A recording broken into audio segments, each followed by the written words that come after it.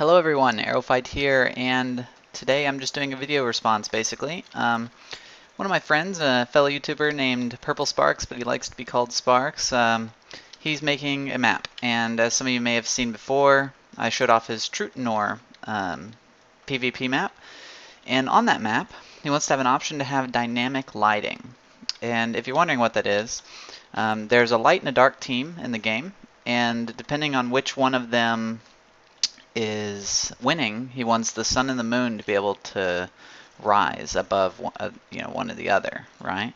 So, for example, there's 3 nodes on each map, and if the dark team captures a node, he wants the moon to rise higher than the sun, right? And it would just keep rising up and whatnot.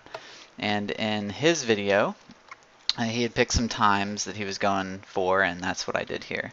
He was having a little bit of problems with some jumping and stuff, and I fixed that, and yeah. So anyway, for those of you that are curious, this is the device doing everything, right?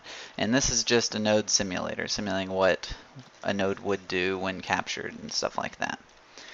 And the basic principle behind this is that there's the initial time set of 12,200, and that's the highest the sun will be in the sky. So that's as if the light team had captured everything. Okay, and that's where it's initially set. Then this piece right here detects how many nodes have not been captured yet, and then adds 200 to the score. So it starts here. If there's 3 nodes that aren't captured, it goes 200, 200, 200, and you end up with the initial starting point. So that's what's going on when I'm doing this, right? Okay, so that's that. Now, if the dark team captures a node, you want it to go even farther this direction, right? Seems counterintuitive. You'd think this is dark, this is light, left to right kind of thing, but no, this is the dark side, right? And so let's say 2 nodes have been captured, or are not captured rather, you'd be right here. Well, if 2 nodes have not been captured and one of them is captured by dark, you want that spot, right? So there's a 400 difference between it. So what this side does is it detects the dark, what the dark has captured, and then adds 400 to it, right? So if there's 2 uncaptured nodes, you're here, and you add 400 and you're here. If there's 1 uncaptured node, you're here, and then you add 800, which will get you here, and so on and so forth. Now, as some of you may have noticed, there's no need to check the light side one, because if there are 2 uncaptured nodes and the light team has captured 1, it's already in the correct spot. So, yeah.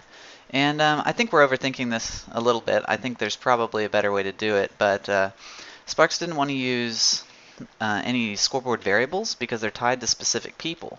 So if somebody logged off, there would be a problem with scores being different if they logged back in and stuff like that. So as a way to combat that, all these command blocks add and remove scoreboard objects. They don't actually use the scoreboard objects as if they were variables. They just add them. If they're able to add, their signal comes out, or if they're able to remove, a signal comes out and triggers all this other stuff.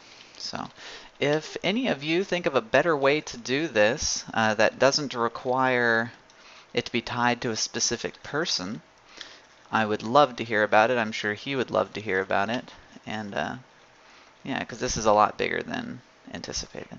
Thanks for watching. I hope you liked the video. In the event that you did, it'd be great if you could hit the like button below, and if you really liked it, it'd be awesome if you could subscribe as well. In the event that you didn't like anything about it, I'd like to know what you didn't like so much, and if you could, just put that in the comments below, please.